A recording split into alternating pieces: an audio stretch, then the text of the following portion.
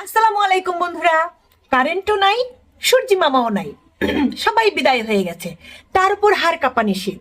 আর বগুড়াতে কিন্তু অনেক ঠান্ডা পড়েছে। তোমাদের ওখানে কেমন ঠান্ডা পড়েছে অবশ্যই কমেন্টে জানাবে। আর আমি কি করেছি এই শীতে, একটু নিজের আরাম করার জন্য সকালেই তাড়াতাড়ি উঠে পড়েছি।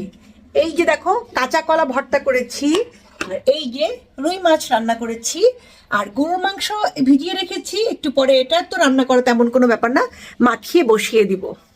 আর কালকের সম্ভবত শোল মাছ রান্না করেছিলাম, সেটা তো আছেই।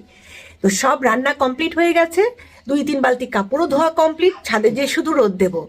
এখন বাজে কয়টা, প্রায় 11টা বাজেইনি, নাকি কয়টা বাজে আমি জানি না। তো যাই হোক, কারণ কাজ করতে করতে ঘড়ি দেখিনি। তারপর আমি কি করব, সারা দিন কম্বলের মধ্যে শুয়ে থাকবো, গরুর মাংস রান্না করতে করতে 3-4টা ভিডিও করে নিব রান্নার, বাস। তো তোমরা যারা সারাটা দিন